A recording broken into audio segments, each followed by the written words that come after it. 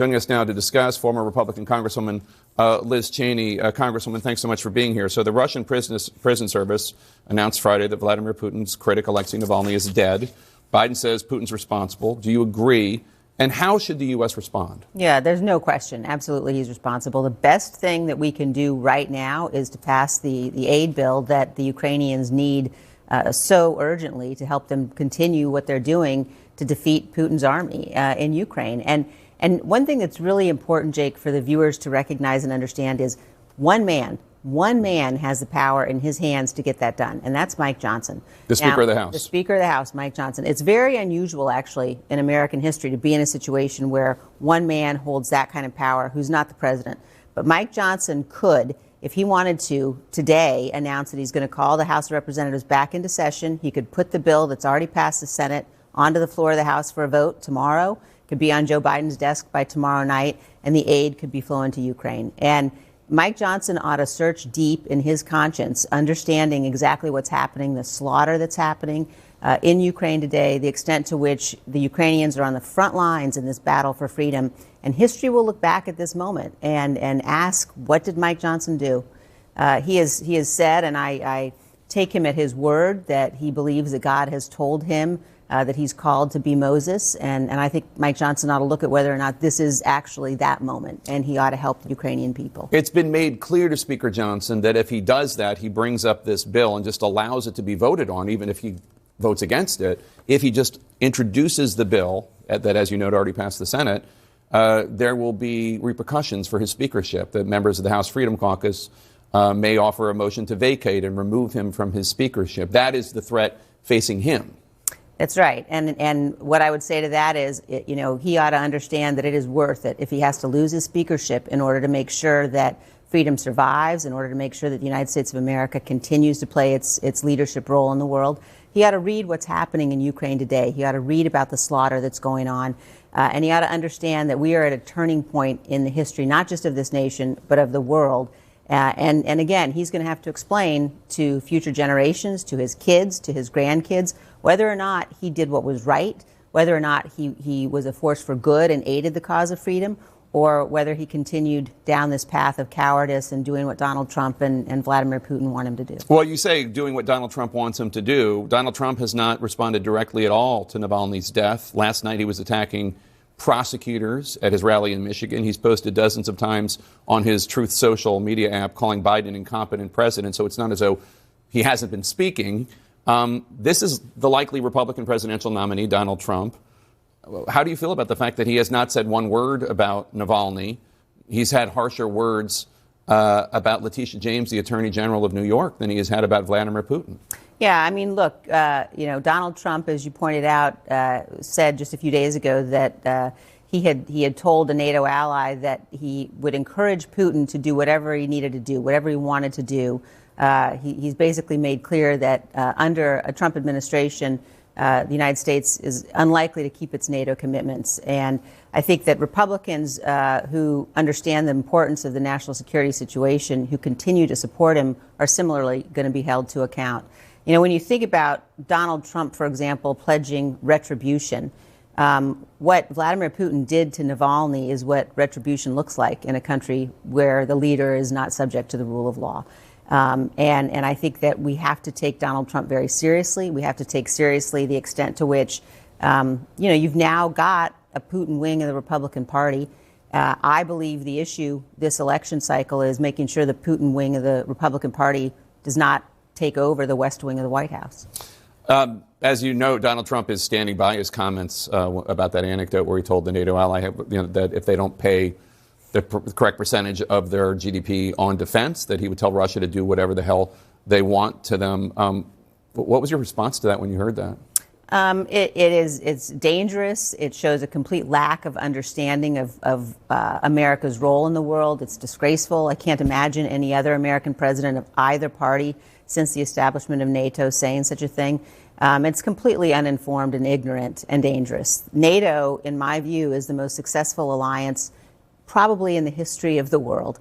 And the extent to which, because of American leadership, we have been able to lead those free nations of Europe, we've been able to guarantee security, but we've been able to deter exactly the kind of thing that we're seeing happen today in Ukraine, because NATO members know and because our adversaries know that if there's going to be an invasion of a NATO country, we'll come to their aid. We will all come to each other's aid. And I think one of the things that is so misguided about this current debate, people like J.D. Vance and others who suggest that we should just abandon the Ukrainians, is if Putin wins in Ukraine, he's telling us, he's saying, you know, the Baltics are next, Poland is next, NATO member countries will be next. If Putin wins in Ukraine, the security system, and he knows this, the security structures that have maintained peace and security and freedom since the end of World War II will begin to unravel. One of the reasons that Speaker Johnson has not brought up the bill that has the aid for Israel and Ukraine and Taiwan is that it doesn't contain additional border security measures that had been added to the Senate bill, a compromise that raised asylum standards and had money for the wall, et cetera, put forward by conservative Republican Senator James Lankford of Oklahoma. But it was not conservative enough for the House, so then it was stripped from that foreign aid bill, and now the foreign aid bill is there without the border security measures, and they're saying we're not going to vote for anything that doesn't have border security measures. What did you think of the compromise, and what do you make of this gambit that's really difficult for people to understand where the Republicans are coming from? I don't think it's that difficult for people to understand. I think the American people are really smart, and what the Republicans are doing now is really shameful. I think that the Biden administration absolutely bears responsibility for failing to secure the border. And that's been going on now for a number of years. And it's inexplicable and it's wrong. But as soon as the agreement was reached, there was a bipartisan agreement to begin to take steps in that direction. And again, Donald Trump, said, no, I don't want you all to actually begin to solve the problem because he wants to run on the issue. So the Republicans walked away from it. And now you're seeing these contortions from many leading Republicans, including Tim Scott, trying to explain why they demanded border security, then they got the border security provisions, and then they rejected it because Donald Trump told them to. They said it was fundamentally important for us to support Ukraine and Israel and Taiwan. Now they have a bill that supports Ukraine and Israel and Taiwan, and they won't vote for it because it doesn't have anything about the American border in it. I think, again, the American people are too smart to fall for that, and I think that my former colleagues ought to stop the political contortions and realize how significant and serious this national security moment is. Stay here. I got some more questions for you. We'll be right back after this break with former Congresswoman Liz Cheney.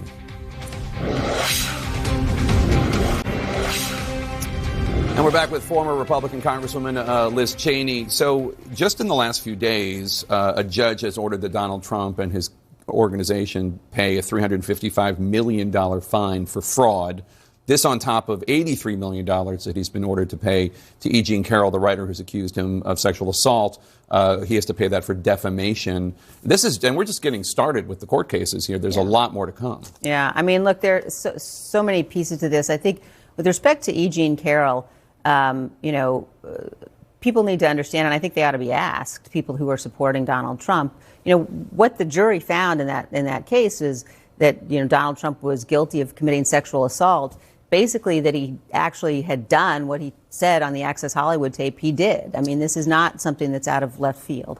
And when you look at these cases and you look at the verdicts and the judgments, it's clear the common thread that runs through all of them is Donald Trump lack of willingness to abide by the law, lack of commitment to the truth, fundamental lack of character. And I think one of the things that is so troubling about this political season is the extent to which you've got, people that used to be good and honorable members of Congress, for example, who have simply apparently abandoned the need to actually elect people of character and honor, and instead are embracing him. It's interesting also, as Senator Mitt Romney said the other day, something along the lines of, I'm not going to vote for somebody who's guilty of sexual assault. Right. That's a line for me. Yeah. Right. It seems odd that would be so unique among current senators and members of the House that would be a line. Yeah, I mean, you would think that anybody with a daughter, sister, a mother would be where Senator Romney is on that issue. Senator J.D. Vance, who you mentioned earlier, and Congresswoman Elise Stefanik, who now holds your former job as a GOP conference chair, both of them are now saying that if they had been vice president in January 6, 2021, they would not have voted to certify the election. They would have not allowed the process to go forward. I'm not even sure what the constitutional agenda there is. There's no role. There's no basis. Yeah, but they say they wouldn't have. Should Republicans be comfortable supporting a ticket with J.D. Vance or Elise Stefanik on it? No, of course not. I mean, I think that what they're describing is the antithesis of the rule of law. What they're describing is Congress that ignores the rulings of the courts, that ignores the plain language of the Constitution. And I think, there's something very important going on here. If you look, for example, at the Navalny assassination and how important it is for the West and for organizations that are committed to freedom and democracy to strengthen themselves and to stand tall now. One of the most important of those in the United States is the National Endowment for Democracy that was established during the Reagan administration that has long fought for freedom and stood for dissidents. You've now today, as we sit here, Elise Stefanik, who has said that, she would be perfectly willing to steal the next election, who, as far as I know, has made no comment about the assassination of Navalny. She sits on the board of the National Endowment for Democracy. So I would say, if they really are serious about being engaged in this hugely critical struggle for freedom, Elise Stefanik should not sit on that board any longer. Axios reports that Trump's former Attorney General Bill Barr, who has been quite critical of Donald Trump, in terms of the election lies and his effort to overturn the election. Bill Barr suggested in an event on Friday that he would vote for Trump over Biden. He said, quote, "Voting for Trump is playing Russian roulette with the country. Voting for Biden is outright national suicide." What's your thought on that? Yeah, no, he's absolutely wrong. Now, I haven't endorsed anybody in this presidential race, certainly would never support Donald Trump. And we know what Donald Trump will do because he's telling us every day. And anybody who has spent any time overseas, who has spent any time studying the history of autocracies and of autocrats, knows we have to listen to what Donald Trump's saying. So electing Donald Trump's not Russian roulette. Electing Donald Trump would mean putting in power a man who's committed to unraveling our constitutional framework. So Bill Barr is just wrong on that. You still haven't ruled out a presidential run of your own in 2024, as far as I know. Are you still considering it, or would you rule it out? I haven't made any decisions about it yet. I'm going to do whatever is necessary to defeat Donald Trump. But if it came down to you not running and it's Biden versus Trump, you would support Biden? I'm not going to make any announcements or endorsements this morning, but the most important thing is to defeat Donald Trump, and I'll do whatever it takes to do that. On Saturday, voters, Republicans in South Carolina, are going to go to the polls. They have a choice between Donald Trump and Nikki Haley. I assume you would support Nikki Haley? I mean, again, I am not making any endorsements, but I don't think that that's a hard call at all. All right. Former Congresswoman Liz Cheney, it's always good to have you. Thank you so much for being here. Great to be with you.